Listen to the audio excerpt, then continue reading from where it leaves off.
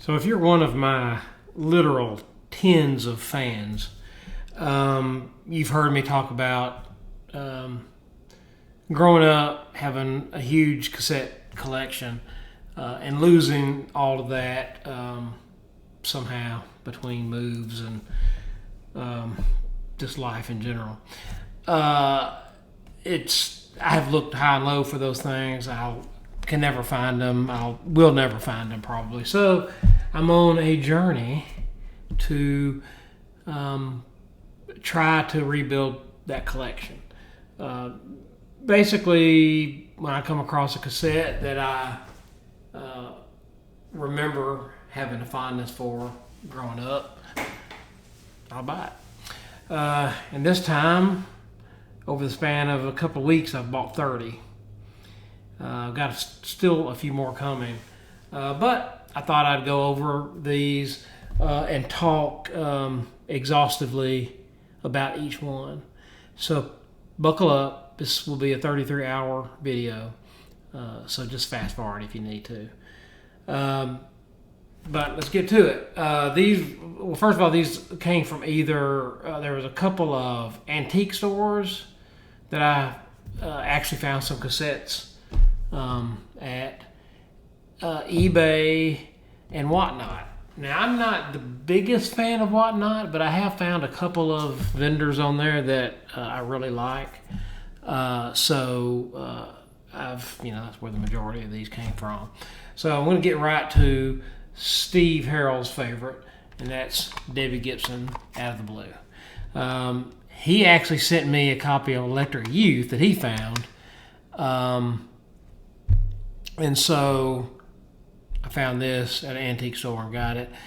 Funny thing about it is, well, not really funny. I never owned a Debbie Gibson cassette. Now, I know that I said I'm rebuying my collection, but I did have a single, that's what we used to call them, of one of her singles, which was Staying Together.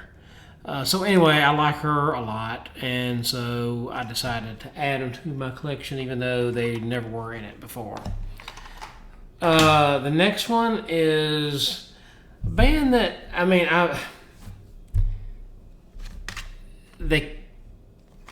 think they only had 2 albums, but it's Kingdom Come, 1987 probably, 88.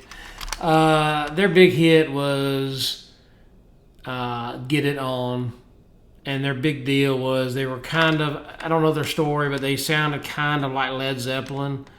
There are a couple of pretty good songs on here. I don't remember a whole lot of them, so I must have not listened to this tape a whole lot growing up. But I did wear Get It On out. That is a great song. And like I said, the rest of the album is just okay. The next one, I'm not the biggest fan of this group, but this album I love. They've got a lot of great hits, but if you grow up listening to classic rock radio, you're going to hear the hell out of Boston. But this is their 3rd album, and the first side of this is just like a greatest hits. Amanda, We're Ready, The Launch, Cool the Engines, My Destination, and the second side is great too. Holly Ann is awesome. Anyway, this is a great, great album.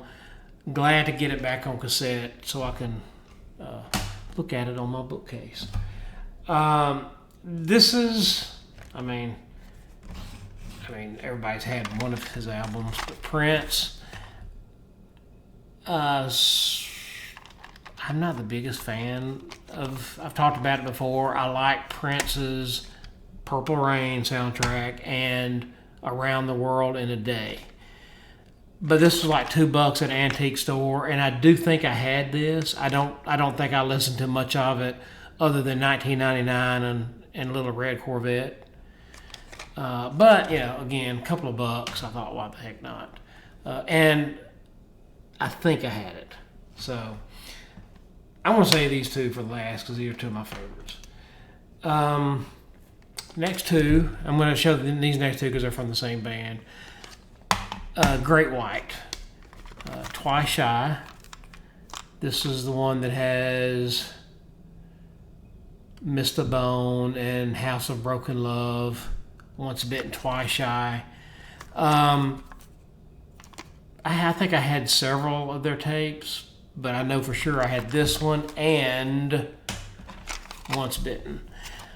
Now, this is the only purchase out of all these that I'm not happy with. This is an eBay purchase, and it's super faded. I'm not gonna show that. I'm not gonna put that on my shelf. But this has Lady Red Light, Rock Me, Save Your Love. I think, which one came first? 87. So yeah, okay. This was the later one, and this was. But I will probably have to rebuy this one because, again, it's too faded to show. By the way, I have changed most of these cases out, but some of them came perfectly fine, so I was happy about that. The next one, you really can't talk about hair metal without thinking of Poison. Look What the Cat Dragged In. When I listened back to Poison, I realized they're not that good of a band.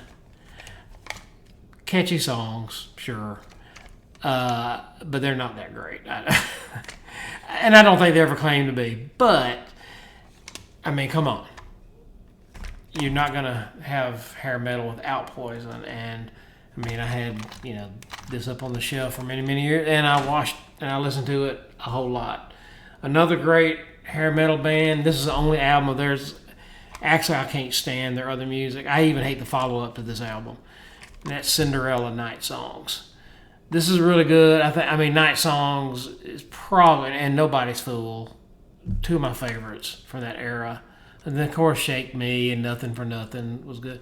But I do not like Long Cold Winter, which is the follow-up to this. I don't even think I ever had it. I've come across it and not bought it because I don't remember having it because I do not like. They got real bluesy. I don't like bluesy music, and his voice, aside from this album, is like nails on a chalkboard to me. And the later their career went, the more grating it got. This one I got because I don't remember loving this album, but I think there are some good songs on here, and that's Stryper, To Hell with the Devil. Their shtick, if you don't remember, was a Christian heavy metal band. And I've read a book about the history of hair metal called Nothing But a Good Time, which was a great book. They didn't sound like they were acting out their Christian values, so it's kind of a shtick, I guess. But To Hell with the Devil, the title track, the sing-along song, which is really cheesy, but that is a pretty darn good song.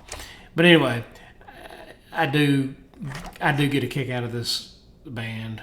Was it 1986? So,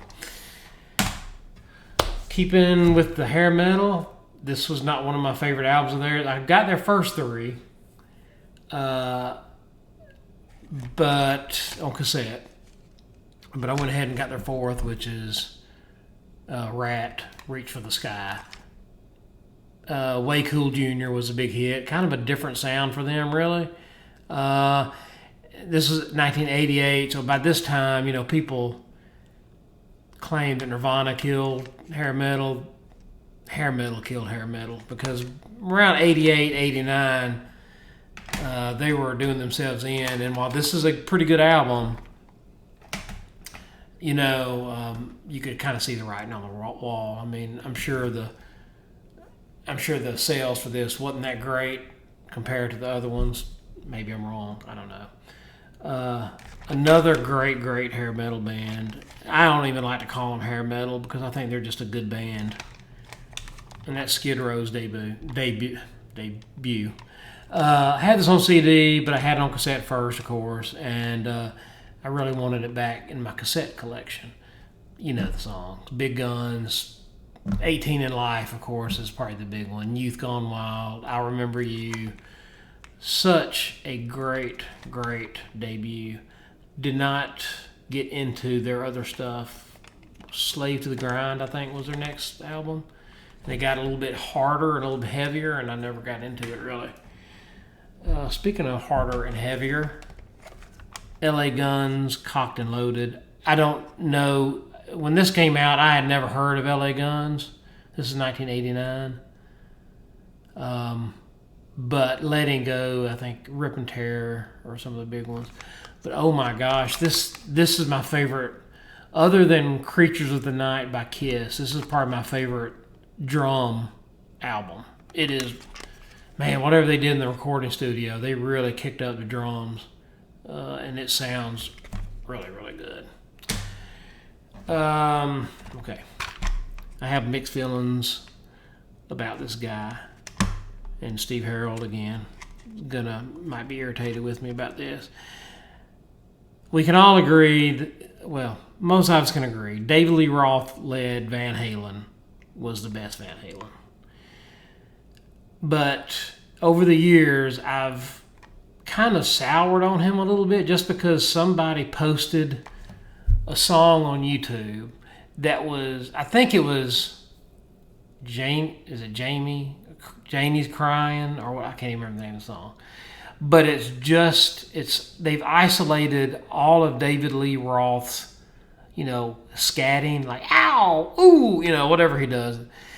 Ever since then, I can barely listen to a Van Halen song with him in it, because that's all I can hear now. And I love this solo album of his when it came out. I still think that the main track is one of the great songs of the 80s, which is Yankee Rose. And that's David Lee Roth, Eat 'Em and Smile. I wanted to get this back in my collection, because I just remember loving this growing up. But boy, this album is tough to listen to. I got it on CD. Rose. My memory was rose colored, because once Yankee Rose gets over with, it's just it's not good. It's not good at all.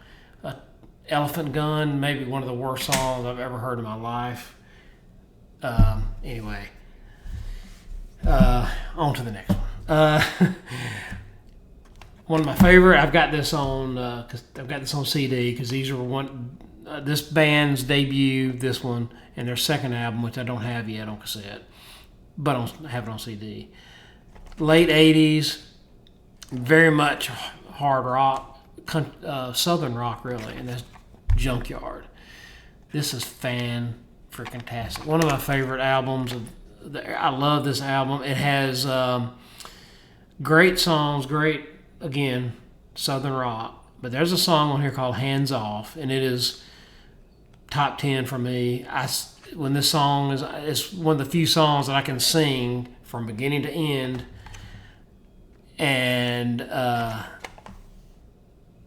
love it. It's just one of those songs. Great album, but that song hits me so hard. I love it so much. Their second album is Sixes, Sevens, and Nines, and it has another song on there. It's comparable to this, called Clean the Dirt. It's fantastic too. That's another one, like I said, I'm going to get. But Junkyard, highly recommend. If you like southern rock, which it's a fusion of southern rock and hair metal, I guess, but I think it leans more toward southern rock. I was so excited when this album came out as a kid. I never owned it on CD. Owned this on cassette. Glad to get it back, but boy, man, I was loving this. Frehley's Comet, Ace Frehley's solo band. I guess his first one that he came out with, 1987. Has some great songs on it. I have not listened to it in 30, 40 years. But I do remember Rock Soldier. I remember the whole thing, but I remember there's a song here called Dolls that's ridiculous, but it's so good.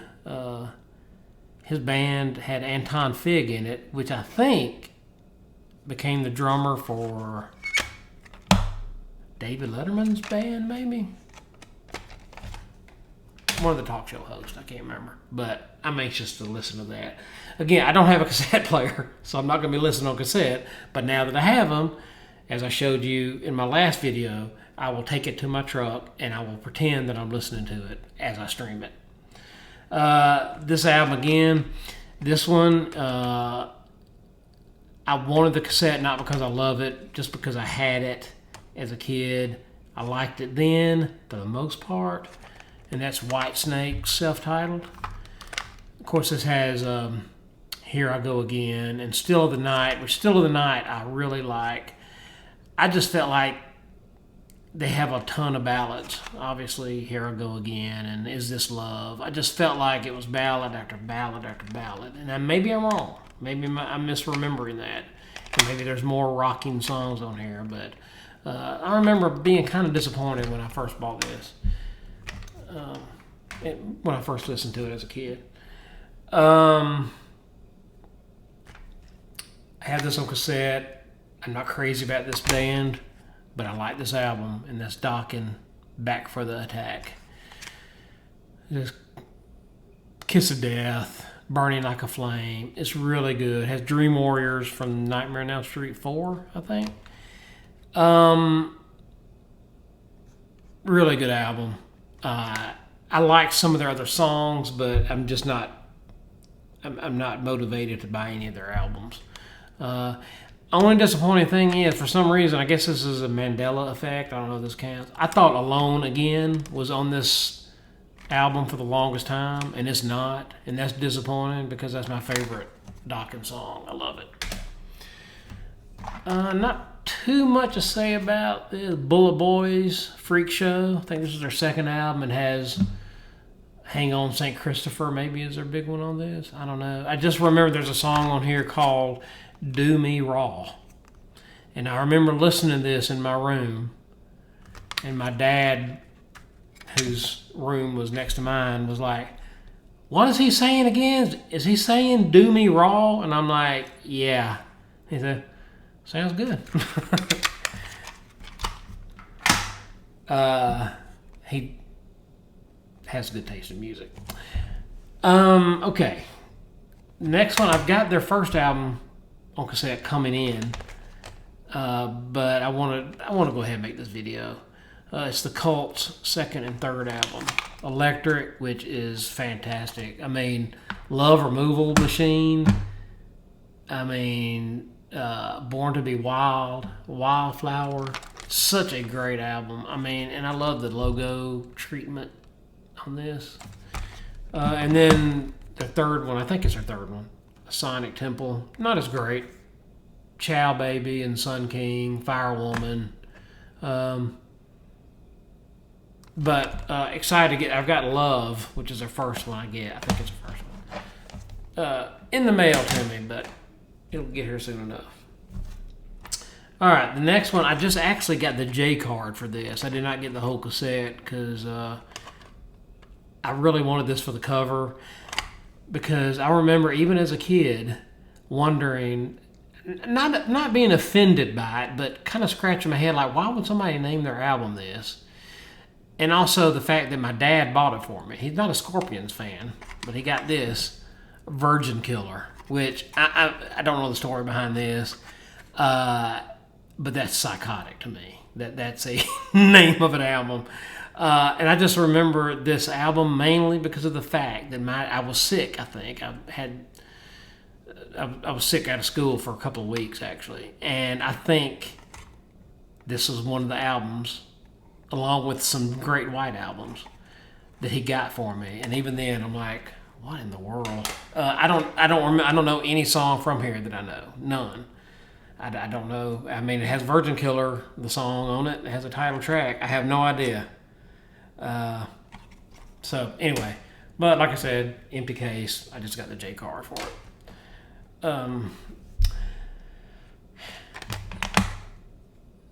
This next one is by far their best album. It's Shout of the Devil, Motley Crue, with that cover. I hate the pentagram cover. I like this one. I got their box set on CD a while back, and ended up selling it because as I listened to all the CDs, I realized it wasn't as great as I remembered. This one's perfect. But the other ones were great. I mean, they were good, but I didn't. As I listened to them, I'm like, man, this just isn't hitting me like it used to. But I did go ahead and get Theater of Pain. I will end up getting the other. I'll end up getting Girls, Girls, Girls, and Dr. Feelgood at some point. But for right now, these two will be all I need. Man, it's going to look so good on my case. But man, I love this. Love that album. This is kind of like the Debbie Gibson situation. I only had one of these, but my best friend was obsessed with Twisted Sister. And so we listened to them so much, I felt like I needed them in my collection. But of course, Stay Hungry. This album holds up. It's still great. I mean, the hits on it, you know, We're Not Gonna Take It and why am I blanking on that? I Wanna Rock are not even the best songs on the album. I mean, Stay Hungry is great, Burning Hell, everything is great. I mean, those two hits are great, but they kind of heard them so many times. The other ones are better, in my opinion.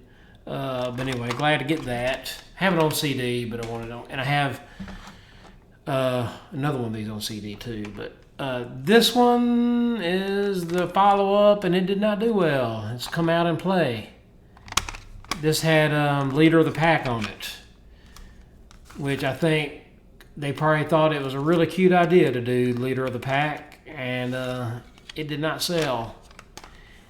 And we still listen to the heck out of this album, though. And I think the follow-up to that was this one, which is Love is for Suckers. This was supposed to be a Dee Snider solo album, I think. And the studio, the record label's like, no, we need to call this a Twisted Sister album. It didn't help. It didn't help at all. This is great. I remember me and my best friend again, we might have played this more than any Twisted Sister album. We just thought it was so different. And I remember talking, we were so, like these idiot teenagers, like, man, it's so cool, they taken all the makeup off and now they're really focusing on the music. I mean, come on. That's a little pretentious. But anyway, it is a good album. Wake Up the Sleeping Giant is terrific. Hot Love is great. Everything is good, but there's not a bad song on here. If you like Twisted Sister but never heard this, I would highly suggest it because I really like it. The next one is, I think they had 2 albums. I don't think this super group lasted very long, but the Power Station, this is another one. I think I have on album and CD. It's an okay album. Much like LA Guns and the Creatures of the Night Kiss album I talked about. Really good drum album. I don't know the guy who plays the drums on here. This guy, I think he might have been in R&B group at some point. I don't know, somebody big, but he's great, man. And this album is got some good sounding songs on it. It's one I turned up a lot. I had a graphic equalizer as a kid, and boy, I would crank that thing up and it would light up my whole car. But Some Like It Hot and Bang a Gong, Get It On. What is that? Who sang that originally? T-Rex, maybe? Anyway, those 2 songs are the standouts. There's a reason why they were singles. But it has some good, Go to Zero is pretty good, and Communication's pretty good, I think. But it has a few good songs on it, but those 2 stand out. But I think it's a cool album cover. And I like the spine, too. The next 2, the last 2 in the group, one of my favorite groups of all time. I say that all the time about so many groups, but that's real. Seriously. I've got these on CD, the original CDs that I got. I have them on album because they've been re-released. I think I had these two cassettes. I know I had the first one on cassette at least. The third one I don't think I did. But it's the Sundays. Reading, Writing, and Arithmetic. And Blind. This group put out 3 albums, and they're 3 absolutely perfect albums.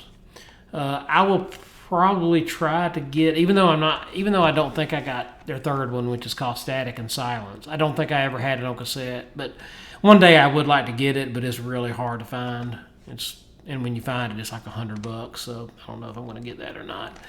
These were not cheap. These were definitely on the higher end of what I bought. I think these were both about $30 a piece.